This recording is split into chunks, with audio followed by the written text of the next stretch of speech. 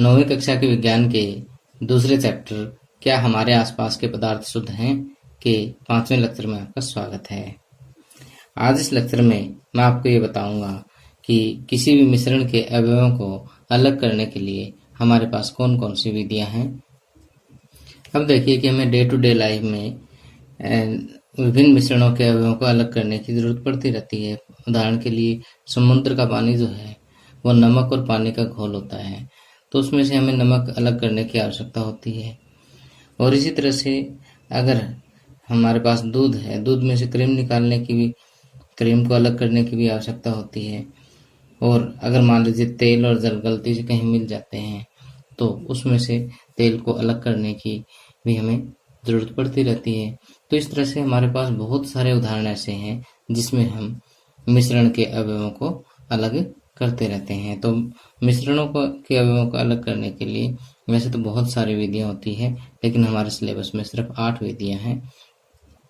तो इन विधियों के नाम जो है आप स्क्रीन पर देख सकते हैं, जो वाष्पीकरण, अपकेंद्रीकरण, पृथक्करण की, उद्रपातन, क्रोमेटोग्राफी, आसवन विधि, प्रभाजी आसवन विधि और क्रिस्टलीकरण के नाम से हैं। अब प्रश्न ये उठता है कि किसी भी मिश्रण के अवयवों को अलग करने के लिए पृथक्करण की इनमें से कौन सी तकनीक अच्छी है। अब देखिए कि ये सारी तकनीक ही अच्छी है। अब कोई भी मान लीजिए हमारे पास एक मिश्रण है, उसके अवयवों को अलग करने के लिए हम कौन सी तकनीक अपनाएं। इसके लिए हम ये देखेंगे कि एक तो मिश्रण किस प्रकार का है, अर्थात कि मिश्रण के जो अवयव हैं उनके भौतिक गुण किस प्रकार के हैं। और दूसरा हम ये देखेंगे कि कौन सा अवयव, कौन सा पार्ट जो है उसका हम मिश्रण का जो है एक्सट्रैक्ट करना चाहते हैं, अलग करना चाहते हैं। तो इन दो बातों को ध्यान में रखते हुए हम इन तकनीकों का इस्तेमाल करेंगे, पृथक्करण तकनीकों का इस्तेमाल करेंगे। कौन कौन सी दो बातें बताई मैंने। एक तो मिश्रण किस प्रकार का है, अर्थात कि मिश्रण के जो अवयव हैं, मिश्रण के जो कंपोनेंट्स हैं उनके भौतिक गुण किस प्रकार के हैं। और दूसरी बात आपने ये ध्यान रखनी है कि आप अवयव कौन सा इकट्ठा करना चाहते हैं। ठीक, तो इसी के आधार पर हम जो है इनमें से एक तकनीक चुनेंगे और मिश्रण के अवयवों को जो है हम अलग कर देंगे। अब देखिए कि जो भी मैं आज आपको पढ़ाऊंगा वो सारा मैंने नोट्स में लिख रखा है।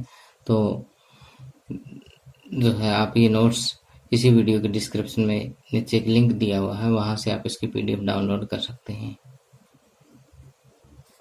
और इसके अलावा मेरी एक मोबाइल ऐप है सुरेश लेक्चरर के नाम से, उसका लिंक भी नीचे वीडियो के डिस्क्रिप्शन में दिया हुआ है, आप वो भी डाउनलोड कर सकते हैं। तो आइए सबसे पहले हम बात करते हैं वाष्पीकरण यानी इवेपोरेशन विधि की। अब देखिए कि वाष्पीकरण या इवेपोरेशन विधि का हम प्रयोग कब करते हैं। अब देखिए कि हमारे पास मिश्रण में दो पदार्थ हों जिनमें से एक पदार्थ का क्वथनांक दूसरे पदार्थ से कम हो। कब यूज करते हैं, जब एक पदार्थ का क्वथनांक दूसरे पदार्थ से क्या होता हो, कम होता हो। तो जिस पदार्थ का क्वथनांक कम होगा उस पदार्थ का वाष्पीकरण जो है वो क्या हो जाएगा, पहले हो जाएगा।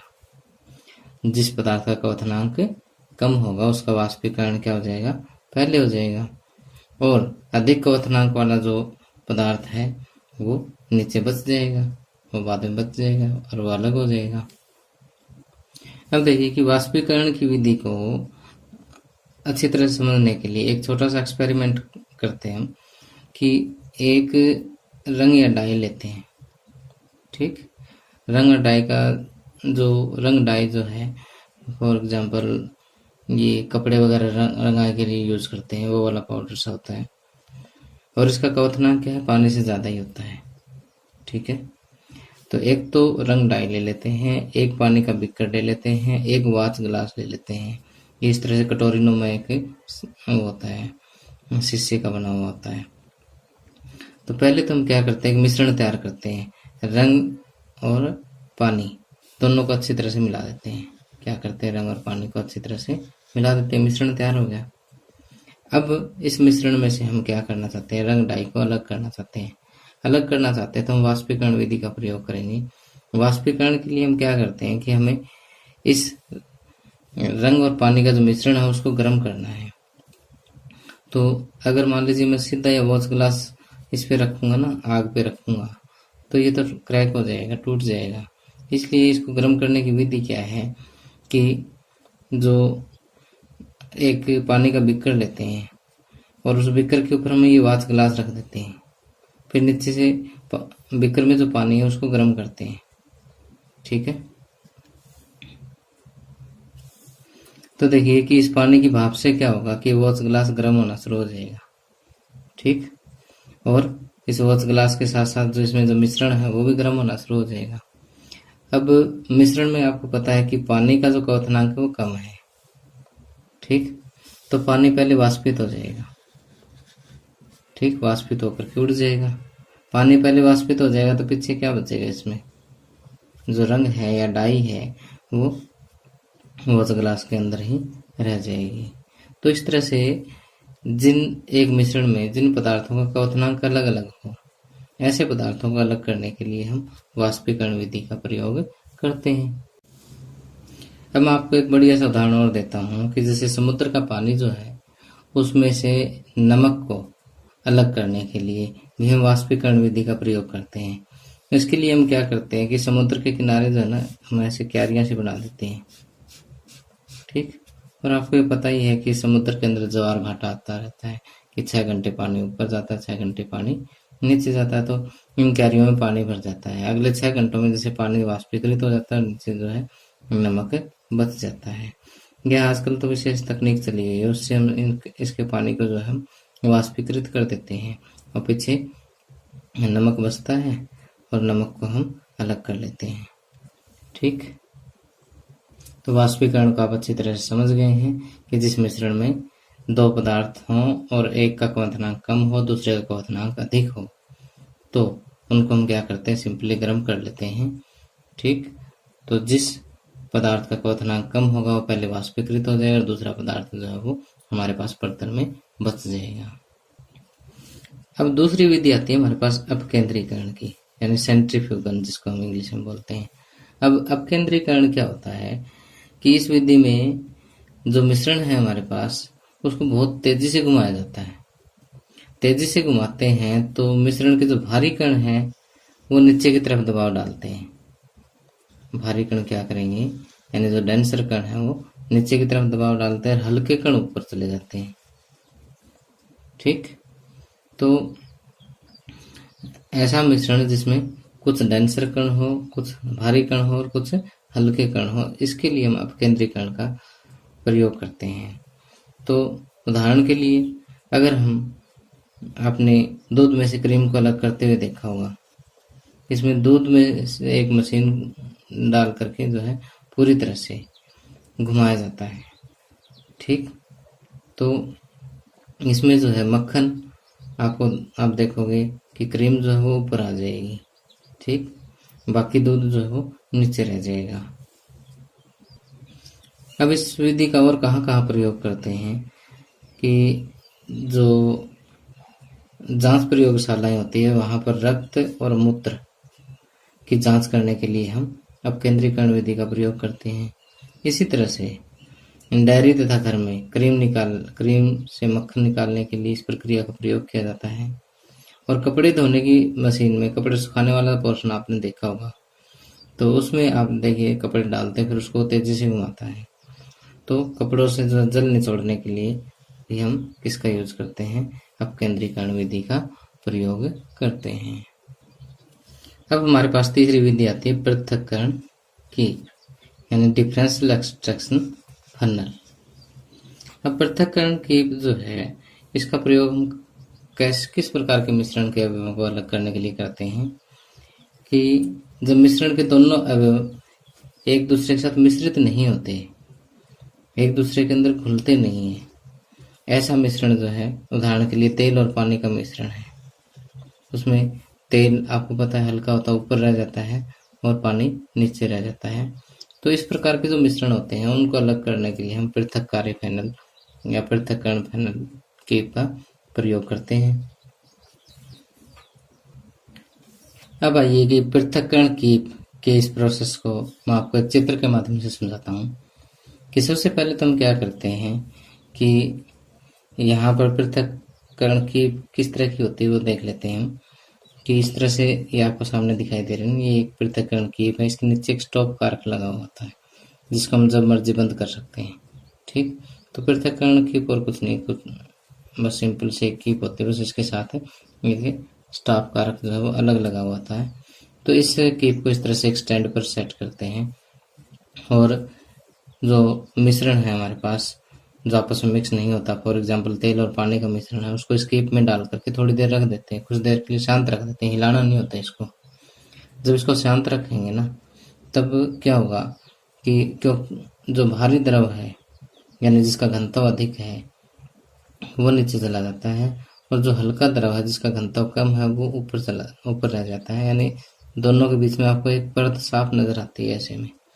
ठीक, तो जब ये कुछ देर शांत रखेंगे, दोनों अलग अलग हो जाएंगे, तब हम क्या करते हैं, नीचे से स्टॉप कारक खोलते हैं। स्टॉप कारक खोल करके नीचे एक बर्तन में जो है नीचे वाला द्रव इकट्ठा कर लेते हैं। ठीक, जब ये पूरी परत आ जाती है तब इसको स्टॉप कारक को एकदम से बंद कर देते हैं। तो इस तरह से हम इस मिश्रण के दोनों अवयवों को अलग कर सकते हैं।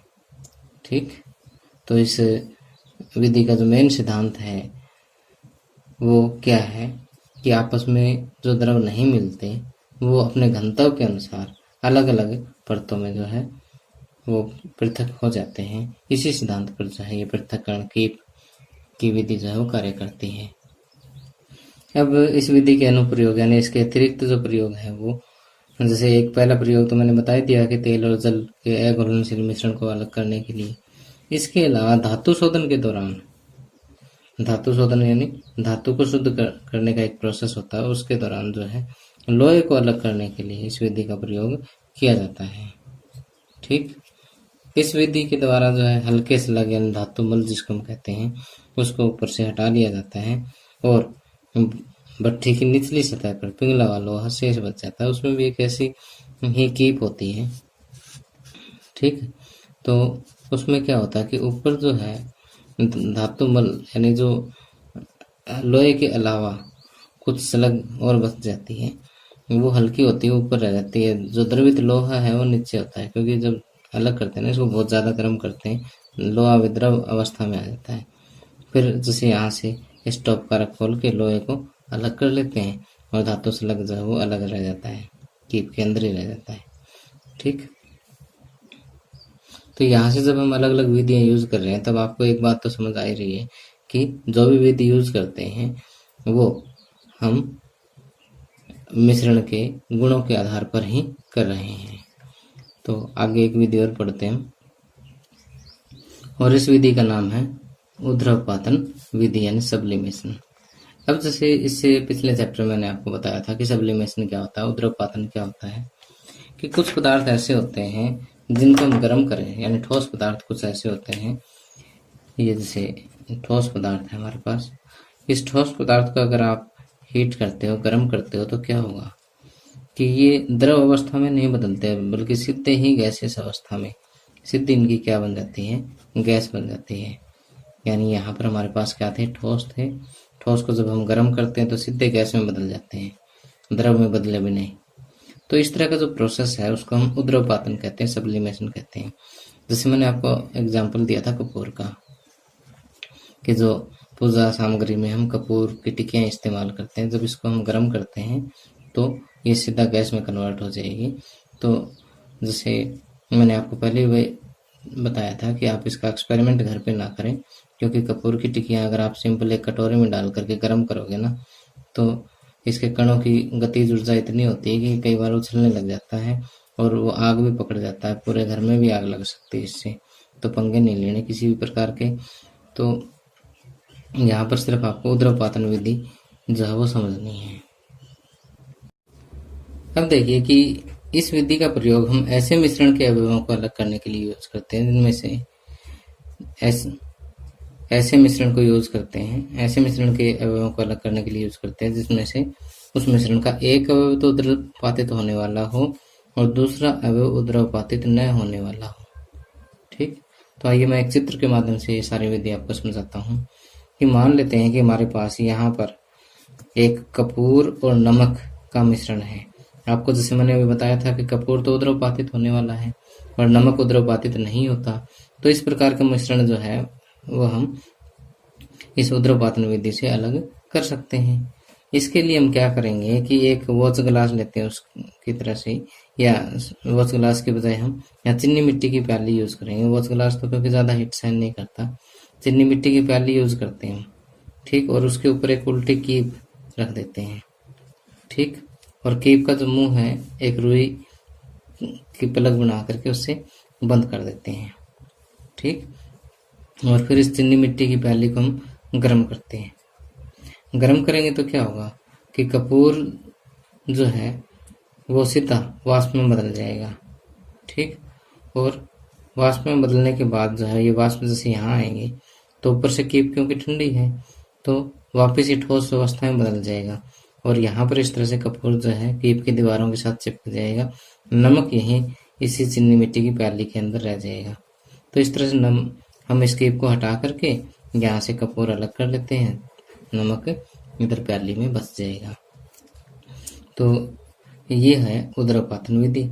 इस उद्रवपातन विधि का प्रयोग जो है हम अमोनियम क्लोराइड और सोडियम क्लोराइड यानी साधारण नमक जो है खाने का नमक है उसको अलग करने के लिए भी हम इसको कर लेते हैं, क्योंकि अमोनियम क्लोराइड जो है वो उद्रवपातित हो जाता है, नमक ठीक उसी तरह से जो है प्याली में शेष बच जाता है।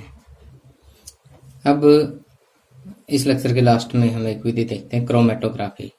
अभी क्रोमेटोग्राफी क्या होती है कि क्रोमेटोग्राफी जो है एक ग्रीक भाषा के शब्द क्रोमा से स्टार्ट हुआ है और क्रोमा का अर्थ होता है रंग। क्रोमा का अर्थ क्या होता है? रंग होता है। तो इस विधि का प्रयोग जो है सबसे पहले रंगों को अलग करने के लिए किया गया था, इसलिए इस विधि का नाम क्या पड़ा? क्रोमेटोग्राफी। तो किसी मिश्रण के अंदर अगर रंगीन यौगिक है यानी जो रंगीन कण हैं उनको अलग करने के लिए हम क्रोमेटोग्राफी का प्रयोग करते हैं। इसके लिए हम क्या करते हैं कि जो हमारा मिश्रण है उसमें इस तरह से एक फिल्टर पेपर की पट्टी डाल देते हैं और क्योंकि अलग अलग कलर की जो स्पीड है वो यहाँ पर सोखने की अलग अलग होती है, तो यहाँ पर एक कलर तो जो है इस फिल्टर पेपर में काफी ऊपर चला जाएगा, दूसरे की स्पीड कम होगी तो वो नीचे रह जाएगा। तो इस तरह से जो है ये दोनों कलर जिनकी सोखने की स्पीड अलग अलग होती है वो अलग अलग कर लिए जाते हैं। तो इस विधि का और प्रयोग हम करते हैं कि रंग को पृथक करने के लिए मैंने बता दिया, क्लोरोफिल से उसका पिगमेंट अलग करने के लिए, खून से ड्रग को पृथक करने के लिए, किसी भी खिलाड़ी का डोप टेस्ट होता है तो क्रोमेटोग्राफी का ही प्रयोग करते हैं। तो प्यारे बच्चों इस लेक्चर में इतना ही। अगले लेक्चर में मैं आपको दो बहुत ही इंपॉर्टेंट विधियां समझाऊंगा, जो है आसवन विधि और प्रभाजी आसवन विधि। तो इन विधियों में आपको बताऊंगा कि पेट्रोलियम से जो है अलग अलग पदार्थ, पेट्रोल डीजल वगैरह हम कैसे अलग करते हैं और वायु से जो है कोई भी गैस हम किस तरह से प्राप्त कर सकते हैं। तो इस लेक्चर में प्यारे बच्चों इतना ही। आपको मेरा लेक्चर कैसा लगा कमेंट करके ज़रूर बताया करो। Thank you, have a nice day.